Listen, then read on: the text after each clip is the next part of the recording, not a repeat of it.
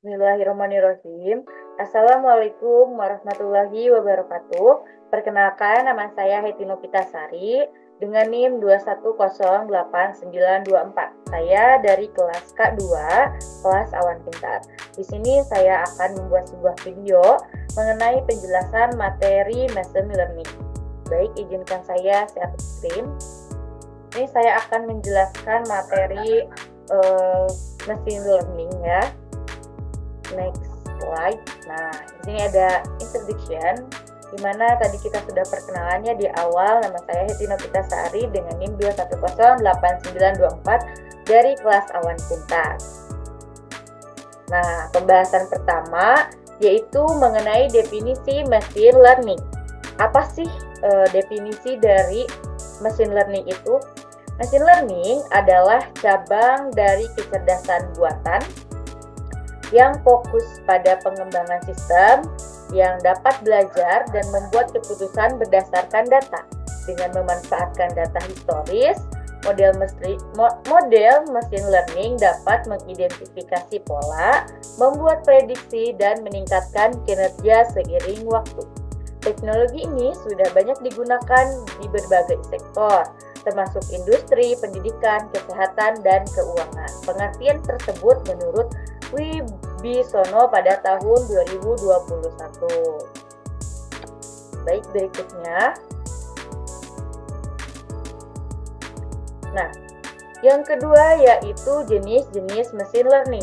Ada apa aja sih jenis dari machine learning itu? Nah, machine learning dapat dibagi ke dalam 3 jenis utama. Yang pertama, pembelajaran terawasi atau supervised learning.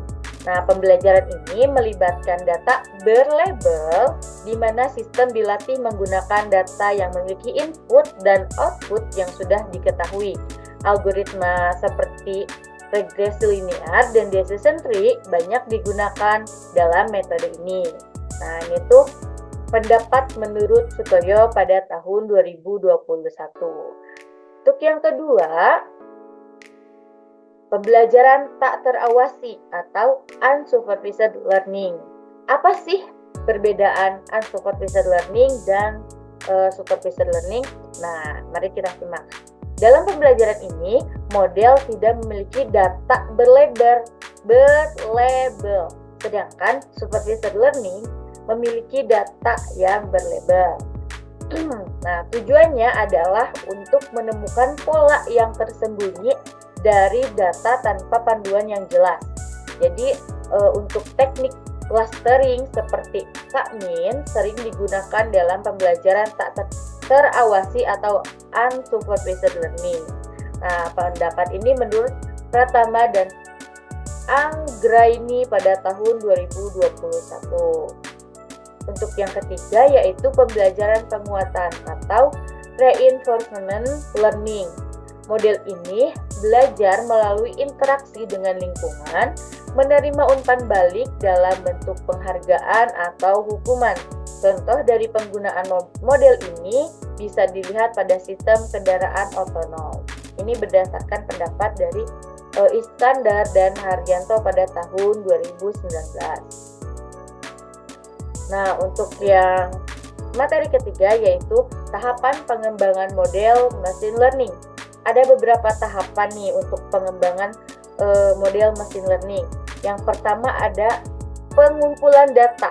Nah, pengumpulan data sendiri merupakan hal utama atau bahan utama dalam menciptakan sebuah machine learning.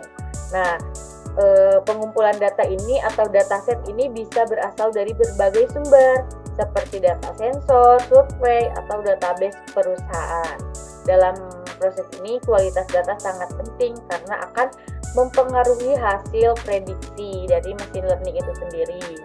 Nah, yang kedua ada pemrosesan data. Nah, setelah data terkumpul, tahap selanjutnya adalah membersihkan data dari outlier, missing value, dan melakukan normalisasi. Proses ini dikenal dengan istilah data pre-processing. Jadi misalkan kita sudah mendapatkan data, nah data tersebut tidak selamanya sudah benar atau sudah bersih. Nah, disinilah pemrosesan data dilakukan untuk membersihkan data tersebut agar siap pada tahap selanjutnya dipakai. Yang ketiga ada pemilihan fitur. Pemilihan fitur ini adalah tahap di mana variabel atau atribut yang paling relevan dengan masalah yang akan diselesaikan dipilih untuk dijadikan input model. Jadi kita tuh menyesuaikan data yang kita dapat dan fitur yang kita pilih itu disesuaikan dengan data. Yang keempat yaitu pemilihan algoritma. Pemilihan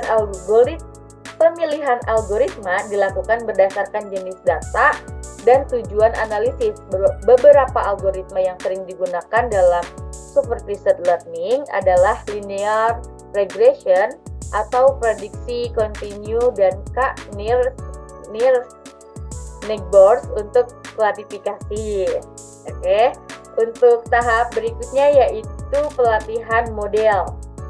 Setelah kita mengumpulkan data, pemilihan fitur, pemilihan algoritma, nanti akan terbentuk sebuah model. Nah, model tersebut akan kita latih terlebih dahulu. Pada tahap ini, data training digunakan untuk melatih model.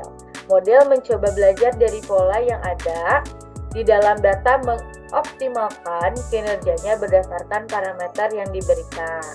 Nah, yang terakhir yaitu evaluasi model. Setelah model dilatih, model diuji menggunakan data uji atau testing set. Untuk menilai performa, metode evaluasi yang umum digunakan antara lain akurasi, precision, recall, dan F1 score. Nah, untuk tahapan pengembangan model machine learning seperti itu ya teman-teman. Oke, next. Nah, di sini materi berikutnya yaitu algoritma populer dalam machine learning. Banyak sekali sebenarnya algoritma yang ada ya, tapi saya akan menyampaikan algoritma populer dalam machine learning. Yang pertama ada regresi linear. Nah, regresi linear ini digunakan untuk memodelkan hubungan antara variabel dependen dan satu atau lebih variabel independen. Algoritma ini banyak digunakan dalam analisis prediktif untuk variabel kontinu seperti prediksi harga. Yang kedua ada K-nearest neighbor atau KNN. KNN ini merupakan algoritma klasifikasi yang mengelompokkan titik data berdasarkan kedekatan jarak dengan tetangga terdekatnya. Algoritma ini sangat sederhana dan efektif untuk dataset dengan jumlah kelas yang tidak terlalu banyak. Jadi algoritma ini tuh begitu populer ya, jadi saya sampaikan yang populernya saja. Yang berikutnya yaitu decision tree. Algoritma ini membangun pohon keputusan berdasarkan fitur yang ada di dataset. Setiap cabang dalam pohon mewakili fitur dan setiap daun memiliki atau mewakili hasil keputusan atau klasifikasi. Nah, untuk yang berikutnya yaitu support vector machine atau SVM. Nah, algoritma SVM ini digunakan untuk klasifikasi dan regresi. Nah, SVM ini mencoba menemukan garis pemisah terbaik yang memaksimalkan jarak antara kedua kelompok data. Algoritma ini sangat populer untuk tugas klasifikasi, terutama dalam pengenalan wajah. Jadi, dari beberapa algoritma ini, tentunya bisa cocok atau tidak cocok sesuai dengan kebutuhan kita, atau sesuai dengan dataset kita, atau tujuan dari proyek kita sendiri. Nah, untuk itu materi yang bisa saya sampaikan hanya seperti itu. Untuk materi yang saya sampaikan cukup di sini saja. Masih banyak kekurangan pada materi saya dan mohon maaf bila ada kata-kata yang kurang berkenan. Saya tutup. Wassalamualaikum warahmatullahi wabarakatuh.